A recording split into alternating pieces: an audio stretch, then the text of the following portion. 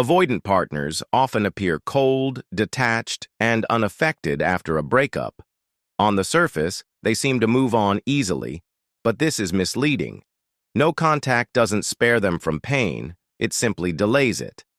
Where anxious partners feel intense heartbreak immediately, avoidants often experience a kind of early relief called deactivation euphoria. In the first 30 to 90 days, they may feel validated in their decision, convinced that emotional distance was necessary. This creates the illusion they are coping better. In reality, their attachment system works on a slower timeline, and their coping strategies, emotional suppression, distraction, and independence, only postpone the impact. Over the months that follow, the cracks begin to show. By months 3 to 6, the novelty of independence wears off. They start noticing the absence of subtle but important benefits their partner provided: companionship, emotional support, and daily stability. These realizations are often unconscious at first. Between months 6 to 12, the delayed attachment response peaks. They feel genuine grief and regret, but by now, their ex has often started to heal and move forward. This mismatch in timing is devastating. They feel the most loss when reconciliation is least likely. By months 12 to 18, some enter what can be called attachment panic. They fully grasp what they've lost and must face the painful truth that their own choices and defensive patterns caused the breakup. This stage mixes longing, guilt, and hopelessness. Unlike normal grief, which softens over time, avoidant pain can compound. Because they suppress their emotions instead of processing them, each passing month adds new layers of loss. Month 3, missing companionship. Month 6, missing emotional backup during stress. Month 12, missing shared plans for the future. Month 18, facing deep loneliness and isolation. Attempts to replace the relationship rarely work. New partners or casual flings fail to provide the same sense of acceptance and safety, reinforcing the original loss. Seeing their ex thrive without them adds another painful layer, and because avoidants tend to hide their emotions, they receive little to no social support when the pain finally hits. No contact is especially hard because it removes the escape hatch they often rely on, the option to reconnect on their own terms. They may watch from afar through social media, but every happy update from their ex is a reminder of what they can't get back. This creates a unique psychological trap. They crave connection, but can't act without breaking their own patterns or boundaries. Over time, the emotional and practical losses pile up. Without their partner, they face more stress, loneliness, and life challenges without support. Regret grows, not just over losing someone, but over realizing they pushed away the person who loved them despite their walls. And this regret usually peaks when it's far too late to make things right. In the end, avoidants suffer deeply under no contact, but on a timeline and in a way that others rarely see. Their pain is real, but it's also the natural result of choosing fear over closeness and independence over love. For avoidants, the emotional impact of a breakup follows a very different rhythm than most people expect. In the early days, usually the first 30 to 90, they often feel relief rather than heartbreak. This stage, known as deactivation euphoria, is marked by a rush of freedom and a sense of control. It convinces them they made the right choice, reinforcing the belief that emotional distance is necessary for their well-being. To others, this makes them appear strong, unaffected, and even happier without the relationship. In truth, they're not immune to loss. They're simply not feeling it yet. Avoidants have spent much of their lives suppressing emotional needs, building defenses to avoid vulnerability. These coping mechanisms can be highly effective in the short term, but they require constant mental energy. They also prevent the natural processing of grief. Over time, the weight of genuine loss begins to press against these walls, and the defenses start to crack. By months 3 to 6, the initial relief fades. The silence that once felt peaceful starts to feel empty. They begin to notice the subtle but important things the relationship gave them. A sense of being known, emotional reassurance, companionship, and the comfort of someone to share life's small moments with. These realizations may be vague at first, sometimes surfacing as irritability, restlessness, or unexplained sadness, rather than clear acknowledgement of missing their partner. From months 6 to 12, the emotional tide turns sharply. This is often the most painful stage for avoidance. Regret starts to sink in. They realize, perhaps for the first time, that they lost something deeply valuable, not just a partner, but a safe emotional connection. By this point, however, their ex has often moved forward, begun healing, or even started new relationships. The timing mismatch is cruel. Avoidants feel their deepest longing precisely when reconciliation is least possible. Between 12 and 18 months, some avoidants enter what could be called attachment panic. This is more than simple missing. It's an intense, almost desperate recognition of both the value of what they had and their role in ending it.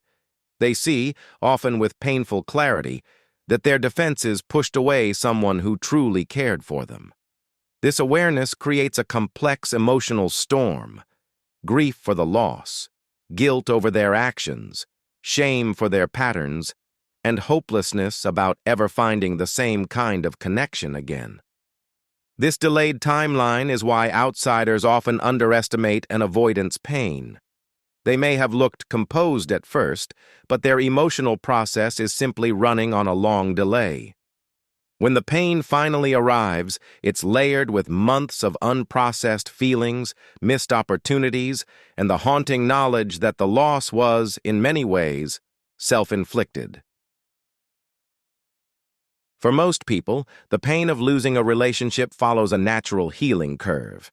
They feel the grief early, talk about it with friends or family, and gradually process it. Over time, the emotional intensity fades, and the loss becomes part of their life story rather than an open wound. Avoidants rarely follow this path. Instead of leaning into the pain, they push it down and distract themselves. They rely on emotional suppression, keeping busy, focusing on work, avoiding reminders, to create the illusion they're fine. But suppressed grief doesn't vanish. It lingers beneath the surface, gathering weight and strength until it eventually breaks through, often months or even years later. This delay means the pain doesn't fade as it does for others. It builds. Every few months, another layer of loss reveals itself. Month 3. The absence of daily companionship becomes noticeable. The little check-ins, shared routines, and quiet moments are gone. Month 6. Stressful times arrive with no emotional backup. They feel the missing comfort of someone who cared. Month 12. The loss of shared dreams hits. Future plans, trips, holidays, or even casual long-term goals no longer exist. Month 18. Loneliness deepens. What once felt like peaceful solitude now feels like isolation. Avoidants often try to fill these gaps quickly, through casual dating, new partners, social distractions, or hobbies. But these replacements rarely match the depth and emotional safety their former partner provided. Every failed attempt confirms what they already know deep down. They lost something rare and meaningful. Adding to this is the painful reality of watching their ex thrive. Through social media or mutual friends, they might see their ex growing, building a new life, or entering a healthy relationship. Each update acts as a fresh reminder of the life they could have had, and of their role in letting it go. The secrecy of their grief makes it worse. Because avoidants work hard to appear unaffected, they receive little to no emotional support when the delayed pain hits. Friends and family assume they moved on months ago. By the time the suffering becomes intense, there's no one around to witness it, validate it, or help carry it. They suffer in silence, which makes the weight of the loss feel even heavier. This hidden compounding pain is one of the most misunderstood parts of the avoidant breakup experience. It's not that they didn't care. It's that their defense mechanisms kept the pain at bay until it had grown into something far more powerful and harder to face. For avoidance, one of the most unsettling parts of no contact is that it removes the unspoken safety net they often rely on, the ability to return to the relationship on their own terms. In past experiences, they may have kept the door open, believing they could reconnect if they ever chose to. No contact slams that door shut, leaving them to face emotions they've spent a lifetime avoiding. Without the option to reach out, they're forced to sit with their feelings. There's no quick fix, no way to undo their decision, and no control over the other person's availability. This loss of control is deeply uncomfortable for someone whose coping style depends on keeping emotional exits open. In this void, many avoidants turn to passive monitoring. They might scroll through their ex's social media, quietly track updates through mutual friends, or look for clues about how the other person is doing. Each piece of news, a new relationship, a career milestone, a happy trip, becomes its own form of emotional torture. These moments force them to confront two painful realities at once: that their ex is thriving without them, and that they are no longer part of that happiness. The hardest blow often comes from the recognition that they created their own suffering. Over time, they can't escape the truth that they pushed away someone who genuinely cared for and accepted them. This awareness is far heavier than simple missing. It's grief, sharpened by self-blame. They must live with the fact that their own defensive behaviors, fears, and avoidance patterns caused the loss. No contact also removes the possibility of repair. Without the chance to apologize, explain, or make amends, the regret stays unresolved. This creates a lingering sense of unfinished business, a constant background ache that never finds closure. While some people can soothe their conscience through open communication, avoidants in no contact have to carry the weight of their mistakes indefinitely. This combination, loss of control, enforced emotional stillness, exposure to their ex's progress, and the self-inflicted nature of their pain, creates a unique psychological trap.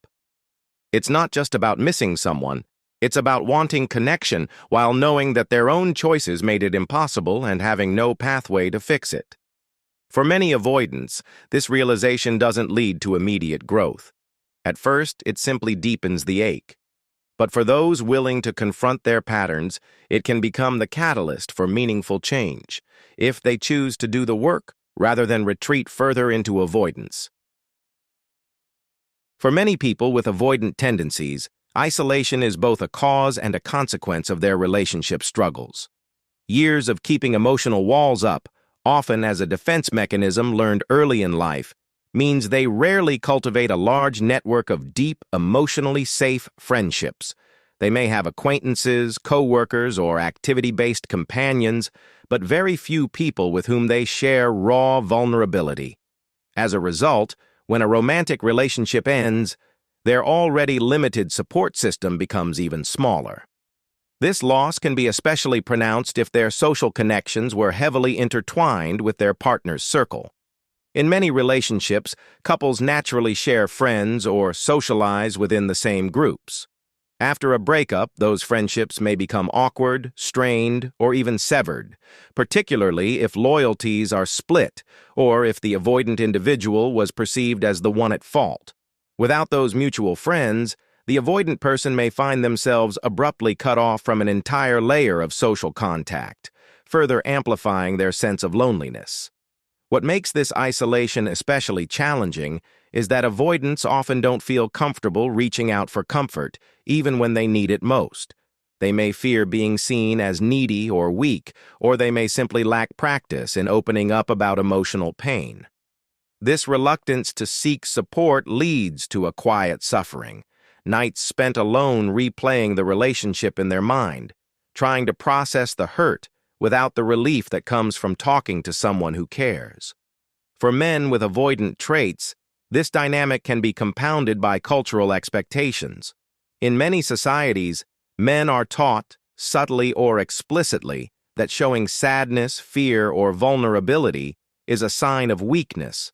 They are often encouraged to be strong, stoic, and self-reliant, especially in the face of loss. This pressure doesn't just discourage men from expressing their feelings, it actively trains them to suppress or hide their pain. Ironically, this expectation to be strong can be most intense when they are the ones who initiated the breakup. Outsiders might assume they are unaffected or even relieved, making it harder for them to admit that they, too, feel grief, confusion, or regret. The cultural script says, "You chose this, so you must be fine." But the reality is that ending a relationship can be just as emotionally taxing, sometimes even more so, than being left. This combination of minimal emotional outlets, shrinking social circles, and societal pressure creates a dangerous feedback loop. The lonelier they feel, the harder it becomes to reach out, and the harder it becomes to reach out, the lonelier they get. Over time, this isolation can deepen avoidant patterns, reinforcing the very behaviors that make future connection and intimacy more difficult. The end of a relationship isn't only about the emotional bond. It also removes a layer of practical, everyday support that many people don't fully realize they rely on until it's gone. When there is no contact after a breakup, an avoidant person doesn't just lose companionship. They lose the tangible ways their partner helped them navigate life. 1. Help regulating stress and emotions.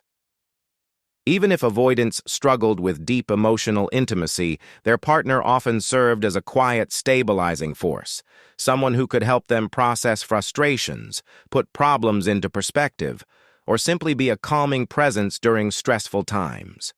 Without that, stress can build unchecked, and their coping mechanisms may become more solitary and less effective. 2. Shared financial responsibility. In many relationships, expenses are divided in ways that lighten the load for both partners. Losing that support can mean a sudden increase in rent, bills, and day-to-day costs. For someone already feeling the emotional strain, this added financial pressure can make the loss even more overwhelming. 3. Shared home and life tasks. Relationships often function like small partnerships in running a household. Grocery shopping, cooking, cleaning, maintenance, and errands are split. When one person leaves, all those responsibilities fall on the remaining partner alone. The daily grind becomes heavier, and each chore can serve as a painful reminder of the absence. 4. Social event planning and connections. Partners often act as a bridge to a larger social world, planning outings, remembering birthdays, organizing gatherings. Without that, avoidants, who may already struggle to initiate social contact, can find their social life shrinking quickly. 5. Encouragement during career challenges.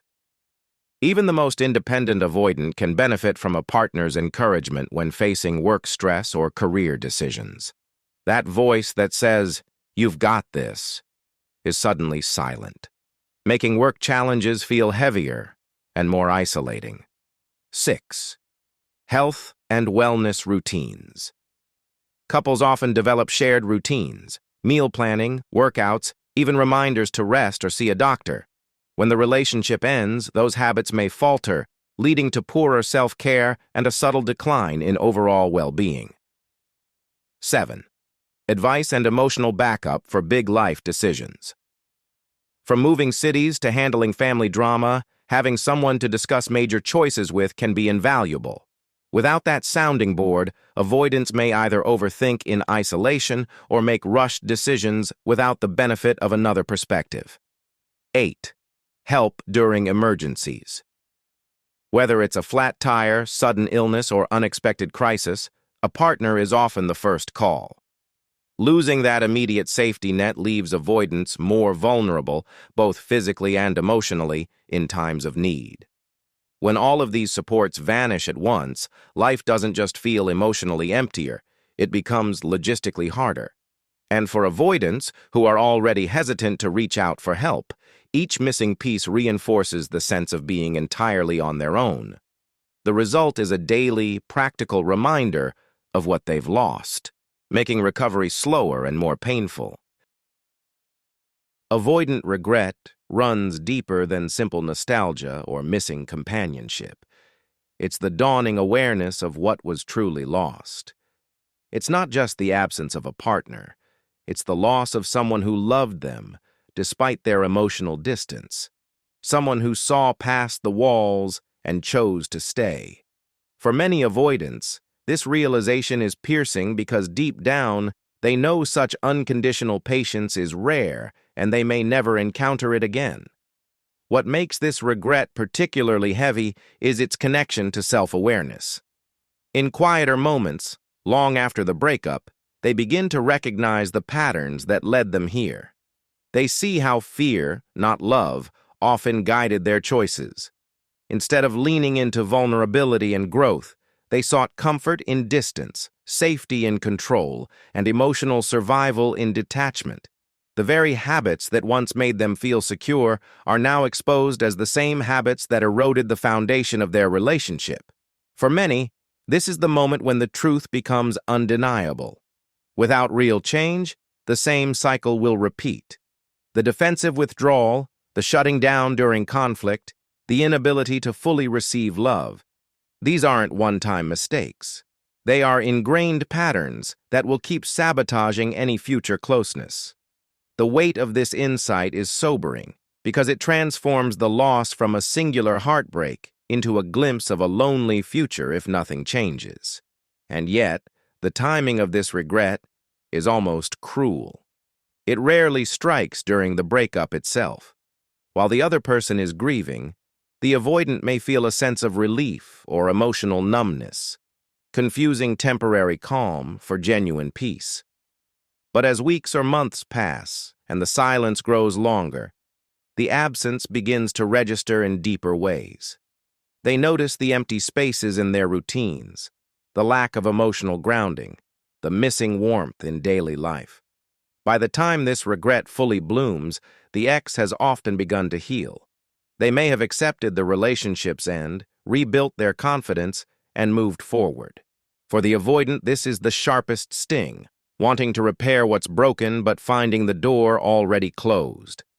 The maybe someday hope is gone, replaced by the reality that they are now just a part of someone's past, unable to rewrite the ending. In this way, avoidant regret becomes a quiet but powerful force. It's a reminder of what fear-driven choices cost and a crossroads. Either they confront the patterns that keep them from true intimacy, or they risk repeating the same story over and over until there's no one left to lose. For avoidants, the end of a meaningful relationship can leave marks that last for years, sometimes long after the visible heartbreak has faded. The combination of emotional loss, practical disruption, and deep regret can shape how they approach love, connection, and even daily life going forward. 1. Staying mentally tied to the ex, phantom relationship syndrome. Even when the relationship is over, an avoidant may keep it alive in their mind. They replay memories, reimagine conversations, and mentally check in on the other person. This creates a sense of being half-attached, neither moving forward nor fully letting go, trapping them in a kind of emotional limbo. 2. Becoming more avoidant to avoid future pain. Instead of confronting their fear of intimacy, they may reinforce it. They tell themselves that closeness leads to loss, so they build even higher emotional walls. Over time, these defenses become more rigid, making future relationships even harder to sustain. 3. Depression or anxiety. The prolonged loneliness, combined with self-blame and unresolved grief, can feed into clinical depression or chronic anxiety. For some, this manifests as a persistent low mood. For others, as a constant sense of restlessness or dread about the future. 4. Lower self-esteem and self-trust. Regret over how they handled the relationship can erode their belief in their own judgment. They may think, if I couldn't make it work with someone who loved me, maybe I'll ruin the next one too. This undermines confidence in both their avoidity to choose partners and to be a good partner themselves. 5. Greater fear of vulnerability. The painful end becomes proof in their mind that opening up leads to hurt. They may share less, reveal less, and hold potential partners at arm's length, not because they don't want love, but because they fear the cost of losing it again. 6. Physical health decline from stress. Chronic emotional strain can affect sleep, appetite, and immune function. Some avoidants develop stress-related ailments like headaches, digestive problems, or high blood pressure. Without the regulating influence of a caring partner, these issues can worsen over time. 7. Increased social anxiety. As isolation deepens, social interactions can start to feel foreign or overwhelming. They may withdraw further from friends and community, creating a cycle in which loneliness feeds anxiety and anxiety feeds loneliness. Over years, these effects can accumulate into a subtle but significant life shift. Less connection, less emotional resilience, and less willingness to risk love again. Unless they make an intentional effort to face their patterns and seek growth, the breakup becomes not just a past event, but a defining force in their future. Understanding the avoidance emotional timeline can help put their behavior into perspective. Their early detachment after a breakup can feel like proof that they never cared, but in reality, it's often a coping strategy, numbing themselves to avoid the immediate pain. Knowing this doesn't excuse their actions, but it explains why they might seem indifferent at first, only to reach out much later once the silence and loss fully sink in. It also helps make sense of their eventual regret. Many avoidants aren't truly able to grasp the depth of what they lost until they're forced to live without it. This is why their most sincere admissions, apologies, or attempts to reconnect often come long after the other person has begun healing. But here's the key point. Their suffering is not yours to repair. Whatever pain they're now facing is the natural consequence of their own choices, the result of choosing distance over closeness, fear over vulnerability. While you might feel compassion, you are not obligated to reopen old wounds or step back into a dynamic that hurt you. Pain by itself doesn't create change. It can be a wake-up call, but unless it's paired with real commitment and sustained effort, it simply fades into another unlearned lesson. You cannot create that transformation for them, no matter how much you might wish they'd grow. That work belongs entirely to them. Your priority is your own healing, and this is where the value of no contact becomes clear. By staying away, you protect yourself from being pulled back into an unhealthy cycle.